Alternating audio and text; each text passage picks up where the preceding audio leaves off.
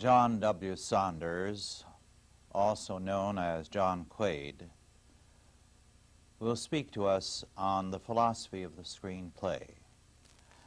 John is known to millions of people the world over for his film roles. What people do not commonly know is that he is also a film writer and director. But even more important in terms of our purposes here, he is one of a growing number of men in the film industry who are dedicated Christians, who believe that films can be a medium for dominion, for the furtherance of the kingdom of God. As a result, we have today a concerted effort to take over one area of life after another in terms of the creation mandate to exercise dominion. John has an important place in this calling in his sphere of work, and so it is with pleasure that I present John Saunders.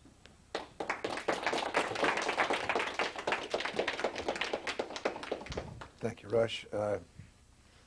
I wish everyone who has the opportunity to see and hear these tapes, I wish every one of you could, at some point in your life, find the time to spend some time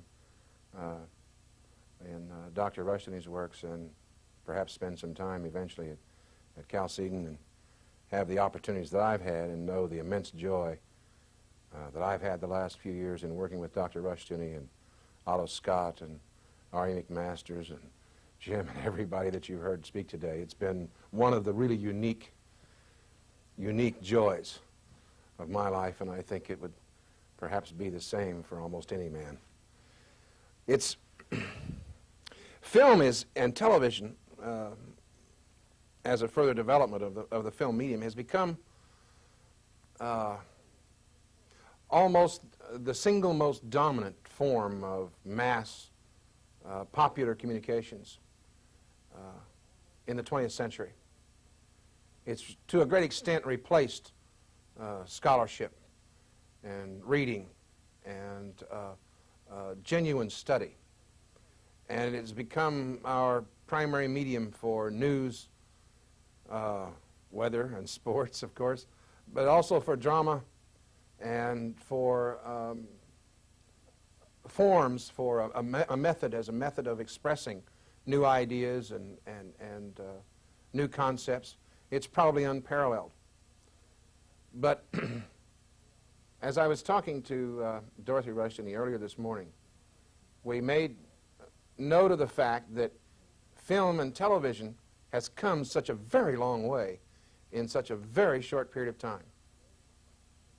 And we have a unique opportunity in our lifetime to see the very clear manifestation of what happens to a system of thought and ideas, what happens to a system of art as it rejects God. We have this rare opportunity to see how, in a very, very short period of time, the rejection of God produces a very marked and significant impact on a particular medium of expression, in this case film and television.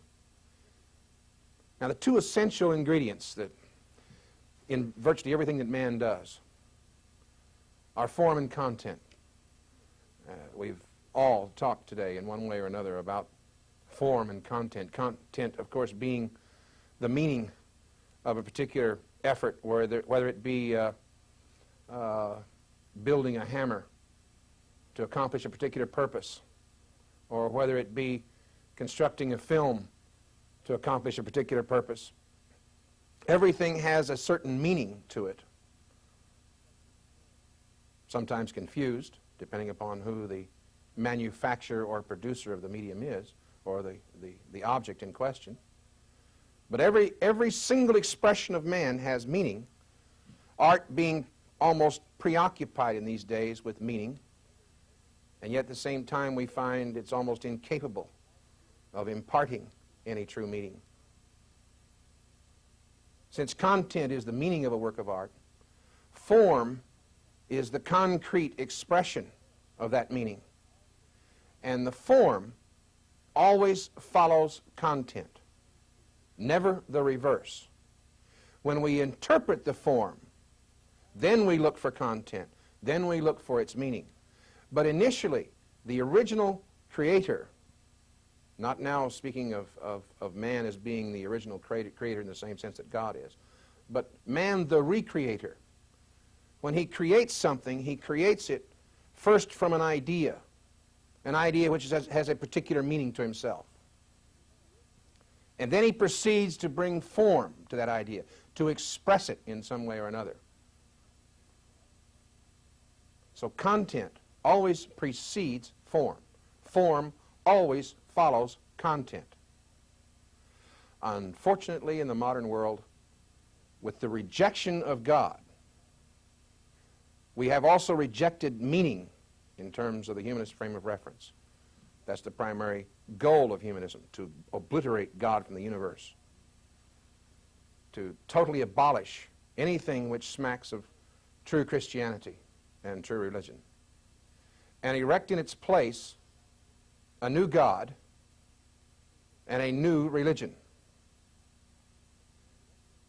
Now, with the banishment of God from the modern environment, particularly from art, the price paid is the loss of content, the loss of meaning, the loss of coherence, the inability of the audience to understand a piece grows in direct proportion to how far you dismiss God from the picture. The farther God is removed from it, the more and more difficult it becomes for a person, and whether average or whether laden with dozens of degrees, or whether a self-taught intellectual giant, it becomes more and more difficult for the individual to understand exactly what a particular work of art means. It's increasingly clear that as that happened and the content disappeared, that all we had left was the form of art, you see. In terms of film and television, there's action, adventure,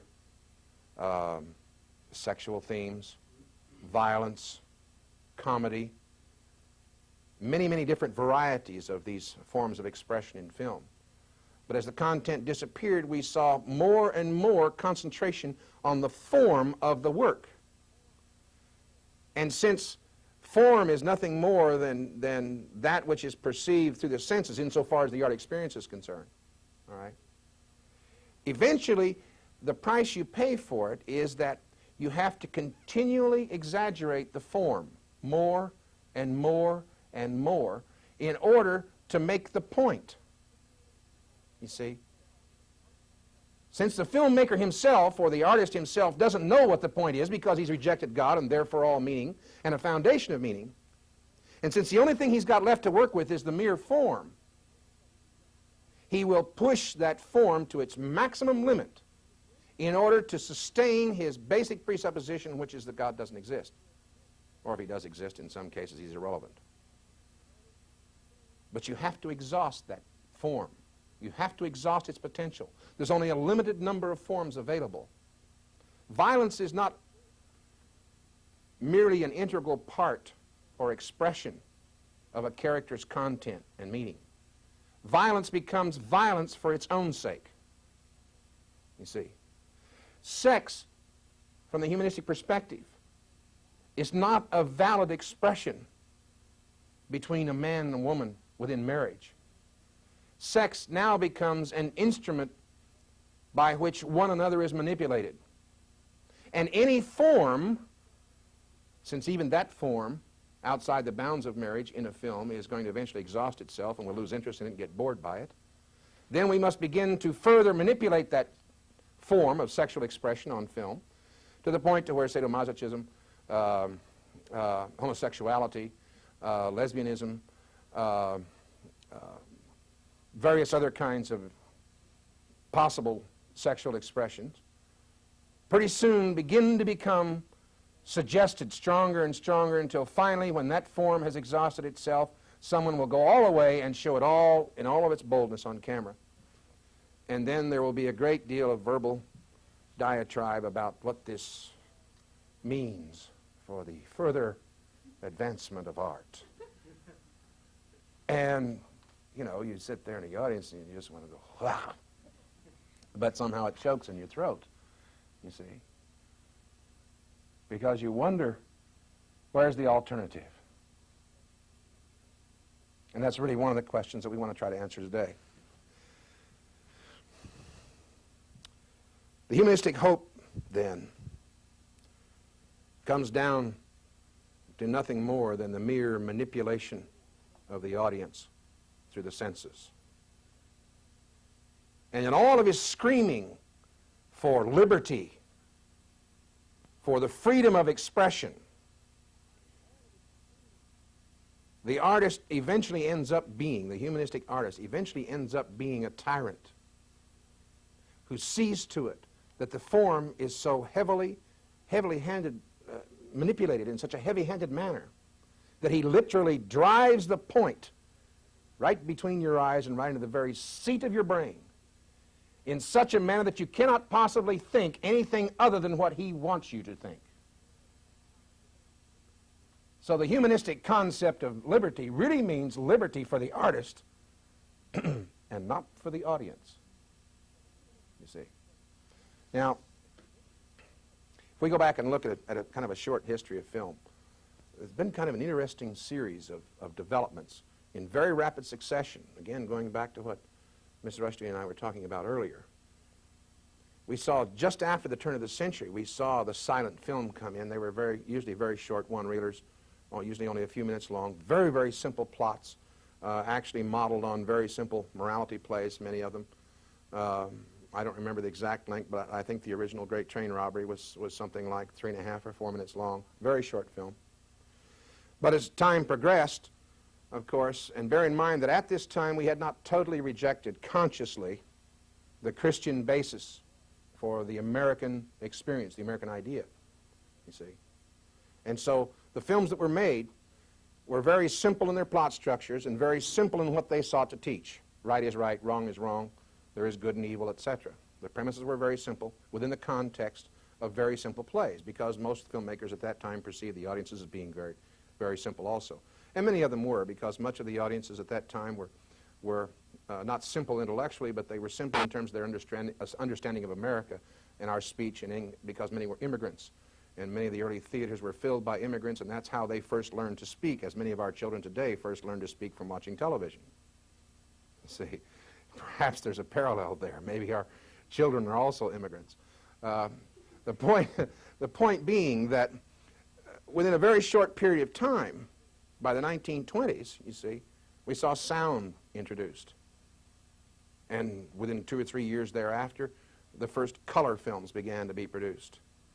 And shortly after the color films were produced, we saw certain other phenomena enter into the picture, such as widescreen and stereo sound and many other things, and then later on television. We'll get to that a little more detail here in just a minute.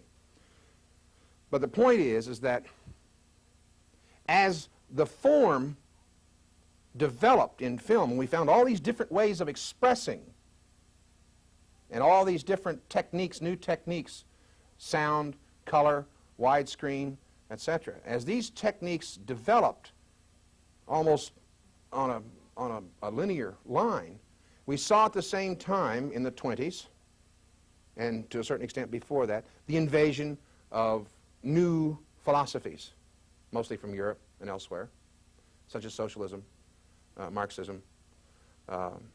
We've already talked a great deal about the influence of the European painters and sculptors and writers and things on American thinking.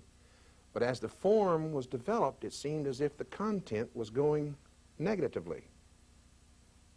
You see, the disparity between form and content grew wider and wider and wider.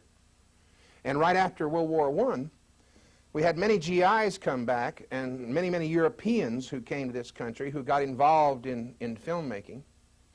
And it produced a kind of a shift in moral and philosophic and religious perspective among those who came back from Europe and also it was aided in part by these filmmakers which came from Germany, very significant, many filmmakers which came from France and Italy and elsewhere.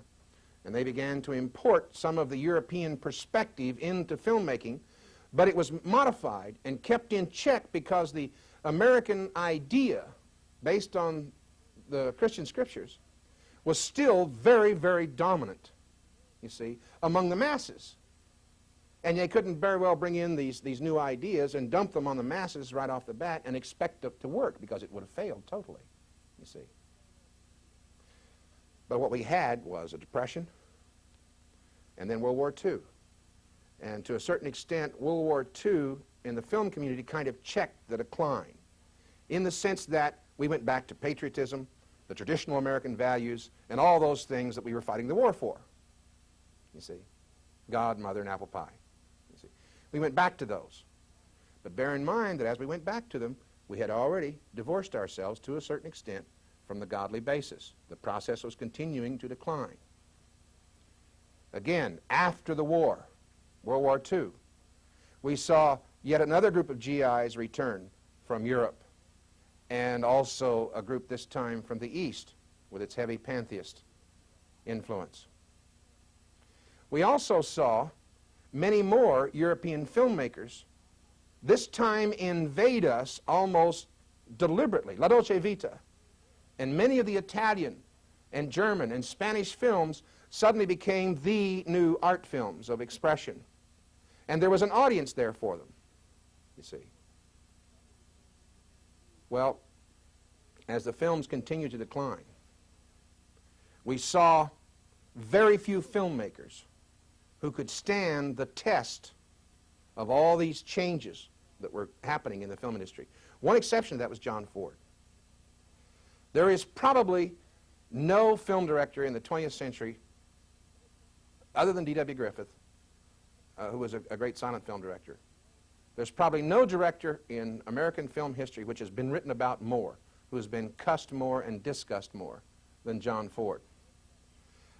You might be familiar with the French school of film criticism, the auteur, the idea that the director is the author of the film, and largely that school arose because of the influence of John Ford, because his personality was such a dominant factor in the writing and shooting of a film.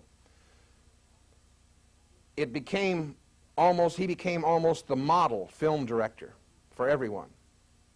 There was a problem with Ford, though. And the problem was very simply this. He had, on the one hand, a very strong sense of these traditional American values. This was counterbalanced by a kind of pietism, Catholic pietism, all right, which had no answers for Mr. Ford beyond a certain limited range.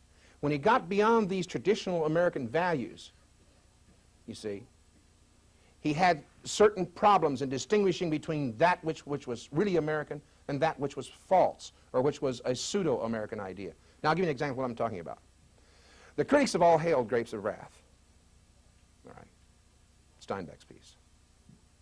But as all of us know, if you look at the character that Henry Fonda plays, the lead in the piece, you'll see that the character really makes a great statement for the socialist view at the end of the film. Now, how do you balance that against a man who also produced films like She Wore a Yellow Ribbon, The Searchers, and some of the greatest classic Western, traditional, value-based films we've ever known? How do you balance the two? Well, you can't balance the two. And that's why I said Ford has been cussed and discussed. He's been cussed and discussed by the liberals, who praise his Grapes of Wrath and condemn his Westerns, because they say primarily the Westerns are nothing more than the responsible party for producing the stereotypical image of the Indian. See, in point of actual fact, if you look at the Ford films, you will see that Ford makes probably some of the most impassioned speeches on behalf of the American Indian that have ever been made. Far better than any of the so-called modern, enlightened views of the Indian that we see in, for example, Soldier Blue, the film with Candice Bergen. And oftentimes, and this is the real rub, at least to the liberal critic, the speeches are made by John Wayne many times, you see. That doesn't fit the mold. That's part of the contradiction, you see. The conservatives, on the other hand, point out very quickly the socialistic element in Grapes of Wrath, but they have the traditional American values in his Western films. And this dichotomy, for me, represents a transitional point, a historical transitional point in the development of the film director in America, and also the development of the screenplay. Because after Ford and after the war, and he had his heyday between 1930 and 1950, you see, during that period, that transitional period, there were no more John Fords who came along to replace them. Yes, we had Howard Hawks, you see, who was cut essentially from the same piece of cloth, and many other directors. But there was no John Ford, one man who led the pack, so to speak, and pointed the way. That made a great tragedy for American film, in one sense. It was a great blessing in another sense, because Ford himself admitted near the end of his life that he didn't understand exactly why he made the films he made. Because, like Thomas Aquinas, near the end of his life, perhaps, they say that Thomas Aquinas realized that all the things that he'd written about the separation of grace and nature and internal and external, that perhaps he'd made a mistake. And I have the very, very strong suspicion that maybe John Ford may have felt the same thing before he died. Now, as we go on and look at the further development of the screenplay in this century, we see all the things that everyone here in this seminar, this conference, we see all the things that they've been talking about the impact of humanism and how it bankrupts a philosophy, how it robs one of content and meaning. We see all of that, I think, heightened more so in film than anywhere else, at least on a mass level. Certainly there are very many people who see the abstracts and the decline in painting, but that's to a very limited audience. Certainly the same thing occurs in sculpting, and certainly the same thing in the classical forms of musical expression and what have you. But for the masses, the single greatest exhibition of the decline in morality and values is seen in film and television. Now, this could probably be very, very depressing for most people, and it is, and should be for the humanist, because he's being forced to live with the real consequences of his ideas, which are fundamentally built on his own autonomy. The bankruptcy of that idea is now forcing him to deal with these problems.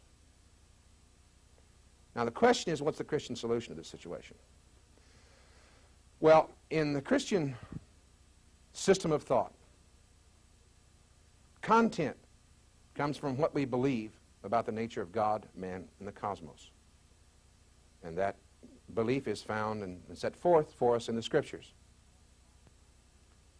Since form follows content, it follows only logically then that Christians, having a true content and a true foundation for content, should in fact have the greatest forms of expression on the face of the planet. And yet they do not. And the question is why? And the answer to that question has been given by virtually every writer who's ever worked at Chalcedon or who has worked in the tradition of American presuppositionalism for the last 50 years. It traces back to a separation of the internal and external man, to what we call pietism, to subjectivism, and a lot of other names. It traces back to the fact that the modern Christian has put himself in a box and he's isolated himself to speaking to only those things which are explicitly Christian, i.e. the four spiritual laws and what have you, you see. If your film doesn't have that, then it's probably not Christian. Now, that attitude comes about in the second place because in the first place, they've lost the interpretive ability of the Scriptures. They've lost the interpretive ability of Scriptures because they've reduced Scriptures to four spiritual laws and not a complete text and interpretation of reality from Genesis to Revelation. You see. You limit the Scriptures and your worldview must be limited. You see.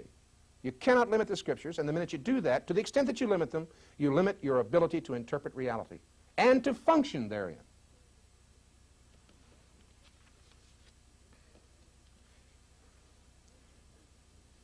As I said, after Ford the traditional value, American values in film declined. And it declined because Christians allowed it to happen. With this limited, narrow view of reality, we gave over dominion in the film and television industry voluntarily. We shed not one drop of sweat, not one drop of blood, and spent not $1 to produce an alternative. And no one can complain that they weren't warned, because they've been warned, as everyone here at this conference has pointed out, for 300 years, at least in modern literature. The warnings have, we've heard the warnings from who was the Russian author that was mentioned this morning? The Landmarks book, The Turn of the Century, was one of our warnings. I mean, we've had plenty of warning as to what was happening. But the Christian, isolating himself in this little pietistic box and condemning the world as dirty, said, no, that radio out there is satanic. That television set is satanic. They confused form for real content and meaning. And they didn't see that it's the man behind the microphone, the man behind the camera, and his worldview, his meaning, his purpose, his foundation. That's what determines what comes out of the radio. That's what determines what comes across the airwaves and we see on our television set. That's what determines what is exposed in the film labs in Hollywood, you see. We fell into the same trap as the humanists. We believed the form was the culprit. And it isn't. Form follows content. And if the content is bankrupt, then the form must be bankrupt. Can't help but be so. God has not only structured the laws of truth, He's structured also the laws of falsity. That's probably the greatest single act of mercy after Christ that He could possibly have done for us, because that gives us the certainty of consequences. That gives us the certainty of predestination, you see. We know that the law of truth and the law of falsity are both structured and maintained by the same God. You see, He knows them both. Now, when television came along, the Christians, of course, condemned it as a new satanic expression, and there were many wails and moans, and that prophecy was being fulfilled, and what have you. The secular humanist, however, and the filmmaker out there, he blamed television for the decline in box office receipts, you see. He had to blame somebody or something. He couldn't blame himself. So he blamed television. That was the new kid on the block. He's responsible, you see. Because they didn't want to credit the vacuum in their own work as being responsible. See, what they failed to understand was they weren't fulfilling the real needs of the real man in the marketplace. You see. They were fulfilling the pseudo needs of a pseudo man that didn't exist and can't exist. You see. Hey, if you don't fulfill the needs of the marketplace, if you don't build a better mousetrap, then nobody's going to buy it. As they say in the film and television industry, that's the bottom line. You don't meet the needs of the marketplace, you aren't going to make a sale. Well, one thing led to another, and eventually, of course, television became the savior of the film and television industry.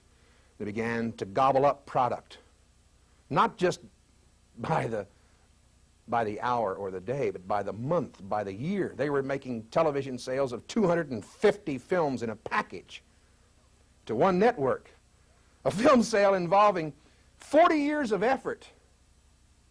40 years of effort in one package, and 253 films were sold, which originally cost something like $3.5 or $4 billion at adjusted rates and accounting for inflation and everything else. At something like $3.5 to $4 billion package, 40 years of effort, 253 films, was sold to one network for $15 million. You see, this is back when they knew, just before it finally dawned on them, hey, maybe television might be a profitable marketplace. But what we're going to do right now is we're going to dump all of our junk on these people. See? And that's what they did. The only problem is now everybody wants to go back and see the junk. And we're all old film nuts now, you see, because the older films all have more content, meaning, and purpose in them than the new films that cost 5 times as much to make. You see? It's strange how the Lord just kind of uses their whole argument against them, and He usually comes in the back door and trips them up It's very, very strange because they sold off all these old films for peanuts. And in today's market, they'd be worth billions in television revenues. But they've already sold them off. I think they've probably been paid very, very well for their efforts. Now, when we get down to looking at the basic structure of a screenplay, we understand how important it is because it's the blueprint, it's the foundation stone for every motion picture and television show that's produced, you see. The screenplay tells you how much the picture is going to cost because you sit down and budget each scene.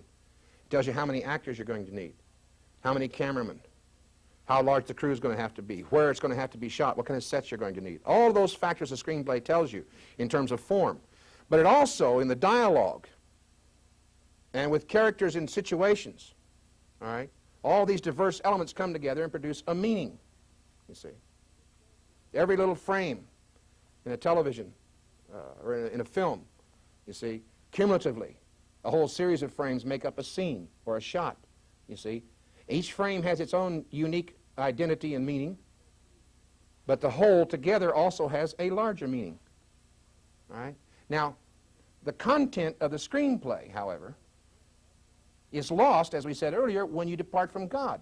Now, how does that manifest itself in very simple practical terms? Well, you get characters that don't act like real characters. When you lose God, you don't know what man's really all about. When God has vanished from the picture, you have to construct an alternative view of man. You're forced to it. You have no other choice because there's only two possible modes from which you can approach a given idea in a screenplay, either from God's view or man's view. You see, if you reject God's view, you must take man's view of man. You see, in the process of doing so, you create a doctrinal system. You create a system of salvation, man saving himself. You find a way to justify man doing certain kinds of things. Self-justification becomes a fundamental underlying phenomena in humanistic screenplays. You find the act of atonement, which occurs every time we have a war, is the humanistic answer to the act of atonement. You see, that was done for us by Christ, but to the humanists it's an act of war. You see, it's fairly well commonly known, I guess, among film buffs that Francis Ford Coppola, one of the reasons why he has such an immense amount of blood in his motion pictures, The Godfather and others, is because Coppola consciously admits to the fact that to him, blood in a motion picture is an atonement symbol, and he feels cleansed. It's an act for Coppola of atonement, you see, by shedding blood on screen. Now, the point is that you reject God and biblical doctrine and biblical law. Your only alternative is to take man and humanistic doctrine and humanistic law. And the price you pay for it is failure. Eventually, given enough time and rope, you hang yourself from the humanistic perspective, and you create the present void that we have throughout the whole of the film and television industry, throughout the world. Well, this is, as I said before, it's got to be depressing, especially to the humanist. What's even worse, it intimidates most Christians. They see this immense problem here, you see. To Christians that are epistemologically blind, it's a problem, you see. To those who are pietists, it's a problem. But to the Christian who believes in the sovereign God of Scripture, to the Christian who takes the Word of God seriously from Genesis to Revelation, this is not a problem. It's an opportunity. Every problem must be seen by the Christian, not as a problem, but as an opportunity to move in, to fill the void, to replace the vacuum with true meaning, with true content, and thereby manifest the kingdom of God, and God's glory and light shines through that work in the person, you see, in direct proportion to how nearly that work conforms to God's idea of reality. Does the work correspond to God's interpretation of reality? Now, this is what Van Til is talking about when he talks about correspondence and coherence and those things. As Rush and others have pointed out several times. The old problem in humanism of correspondence was very simply this: does the idea out there, does that thing out there correspond to the idea I have of it in my mind? Well, proceeding from the assumption of the autonomy of human reason, there was no way that question could ever be answered. I mean, they tried. I think every humanistic philosopher in the last 1,000 years has dedicated their entire lives to trying and solving that particular problem. And Van Til says, you're starting from the wrong point. You can't get there from here. The question you should be asking, does that object out there conform to God's idea of it? You see. If the object conforms to God's idea and God's interpretation of reality, then that is the true interpretation because He created it. You see, He was the author. And if our vision corresponds with His vision, and we seek to manifest that, both in the content of a screenplay, in its meaning, and also in the form of the screenplay, and we achieve correspondence, what is going to be the results in a practical, concrete sense? You're going to communicate. You're going to communicate on a level which the humanist can never, ever approach. He can only lust for it. He can never achieve it. Given his starting point, it's impossible, you see. You will communicate. The work will become timeless because God's values never change. You see, God's absolutes always exist, you see. And wherever a work of art or any work, whether it's this piece of material we're standing on here, this press board, or whether it's the rug or the chair, whether it's the clothes we wear, whether it's the way we write, wherever we correspond to God's view of reality, we have produced a work for eternity. We have produced a work that cannot be shaken. We have produced a work which is timeless. Now, can you imagine if GM or Ford could produce an automobile that was timeless? What that would mean for them? I mean, they'd be out of business, right? They'd be out of business, and we'd all have the benefits, you see. But a Christian effort, if truly it corresponds to God's view and interpretation of reality, that work is timeless. And even after it's passed into dust, it's remembered in the annals of man, provided we have Christians writing history and not humanists. It's fairly self-evident, I think, that they have a tendency to be subjective about the Christian view of reality and the Christian works that have manifested themselves in history. And we have it, when we give it up to them, just like film and television, we pay the price for it in that our children are ignorant of our own traditions and our own histories. Today, we've seen this loss of content, and at the same time, with all the profusion of new forms, let's see, film, silent, sound, color, widescreen, stereo sound, television. Now we've got cable, and we've got satellite television. We've got direct broadcast satellite, which is what, to me, is one of the most incredible things.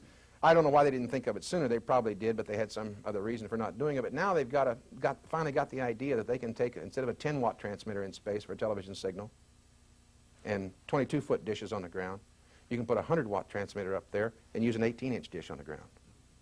See, I mean, somebody had to be thinking or not thinking, depending on where they were coming from. But that particular device, that direct broadcast satellite system, see, now makes it possible for any home in the world to get any one of 200 channels on television. See, and you can tap into foreign language broadcasts and to foreign countries and in their broadcasts. You can, within a very, very few years, you're going to be able to look right in on the proceedings of the Japanese Diet, you see, because that capability is there now. So the content is gone, and we have this immense number of forms to express, and no product.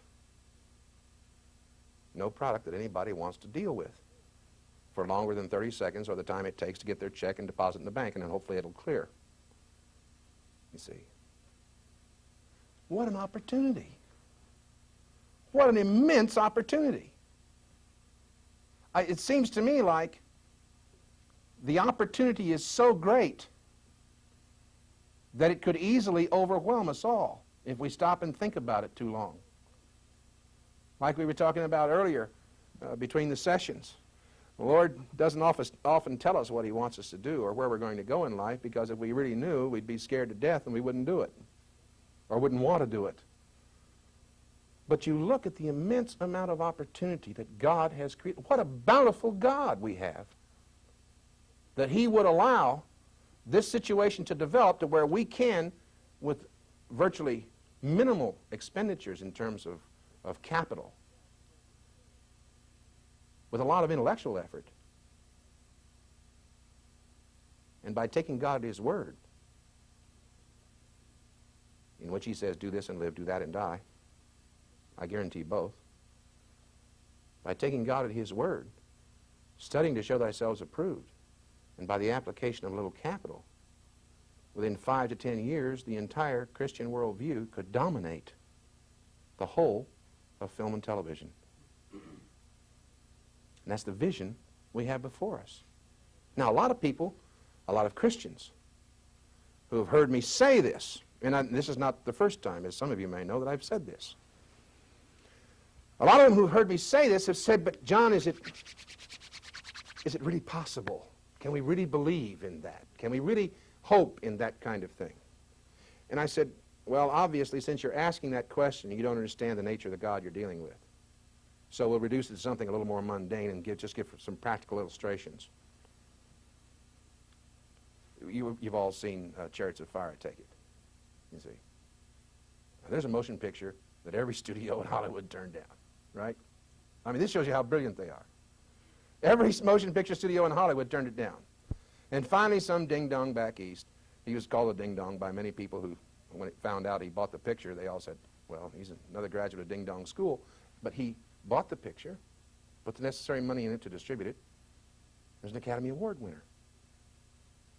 Grossed almost 20 times its cost, you see. And it was a little film. There was nothing whatever in it that you could say was spectacular other than some crowd scenes, you see. It was a simple, little, tiny film that nobody wanted. But it filled one of the biggest needs in the film and television audience in America. It filled that vacuum down in us in which there is no principle, because all principles have been denied. It brought meaning, it brought content, and it brought purpose. And it showed that there are people in this world who live in this day and age who are willing to stand up for what they believe, you see. And that simple little ding-dong film that had no spectacular scenes in it, had no sex. Well, no, I take that back. He did kiss one girl on the cheek one time. That's about as far as it went. But it had none of the elements that the humanist depends upon for a successful film, and yet it was successful. That is just a tiny, tiny index of the potential that's out there. It shows you also the depth of the vacuum that's out there. You see? Now, one of the other films that the humanists are very, very proud of, they can't explain it, and they don't understand why, and there are reams of criticism trying to explain it, not one of which has ever dealt with the real reason why. But one of the most spectacular films in the modern era that we're all aware of is Star Wars, and everyone sits around with the critics. They sit around scratching their heads, and in 5 or 10 years they'll write volumes about this existential experience that brought with it a certain degree of fulfillment, and it'll go on and on and on for volumes. And the bottom line is that the film didn't make any bones about good and evil, you see. Given the humanist presuppositions, all we've seen in films the last 10, 15, 20 years is that evil and good are not opposites. There's no such thing as evil. If it feels good, do it, and so on and so on and so on. If it works, do it, and so on and so on and so on. You see. This film came out right off the bat and just said, this is good, that is evil. Granted, it had a pantheistic base. There was a force back there. It wasn't a personal spirit as God, you know. Granted, there was a pantheistic implication there.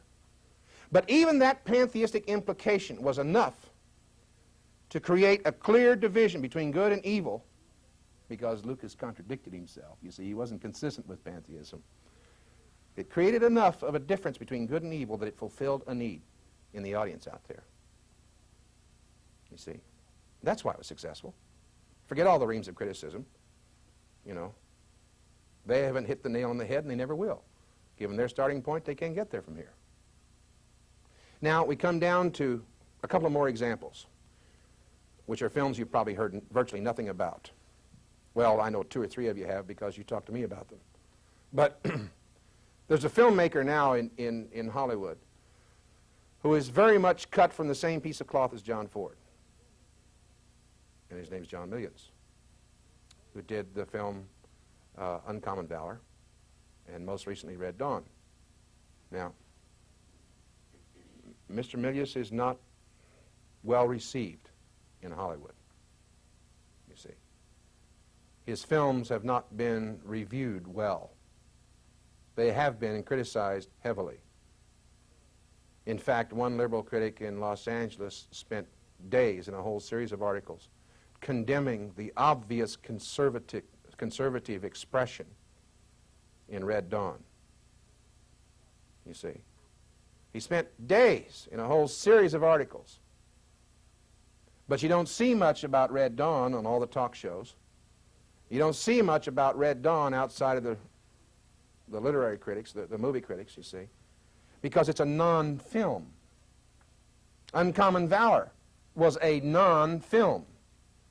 Didn't matter that it grossed 7 times its cost.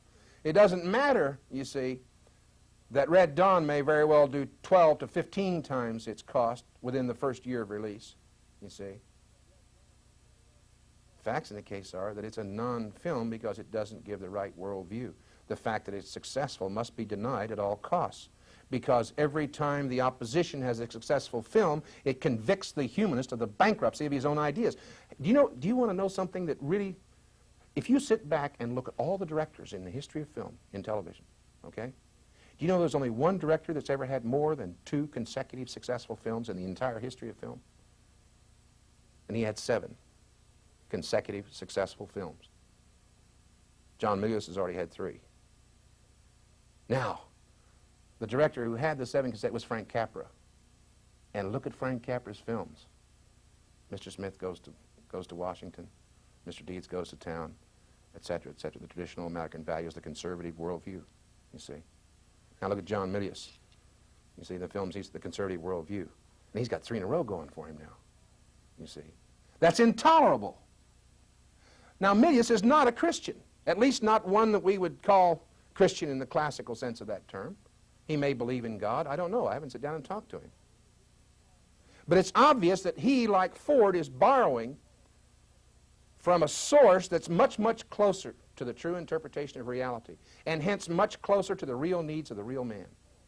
And that's why his films are successful. There's nothing magic about it. There's nothing mysterious about it. There's nothing that demands a massive intellectual effort to try and understand. It's extremely simple and profound. In the hands of the humanist, all effort must become the tool of revolution. As Rush and others have pointed out, that revolution amounts to nothing more than a rebellion against the God that made us. If we have the courage, if we have the will and the dedication to commit ourselves to making every frame of footage in a film conform to the will of God, correspond to his interpretation of reality, if we are willing to make the commitment, as I was talking to Jim a while ago, we could take a set, for example, take the divine proportion and create sets, consciously and deliberately employing God's view of reality in the construction of that set, and then place the right person, the hero of the piece or whoever, in that environment. Not only do you have the spoken word, but you have the visual confirmation of this person's truth.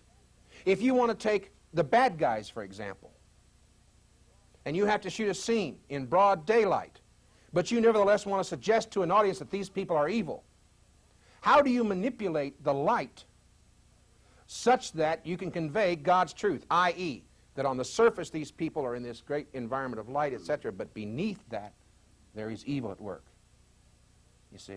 When you begin to think in those terms, when you begin to look through a camera lens and say, how would God shoot this scene if he were standing here behind this camera? Where would he put the camera? How would he block the actors? What method would he use to motivate those actors? If they're Christian actors, you could say, look, this guy you're playing against over here, his fundamental problem is he needs salvation. And the way he's finding that salvation, manifesting that content, or the way he's rejecting salvation, depending on how you structure the character, manifests itself in these kinds of laws. This is the way the character behaves, you see.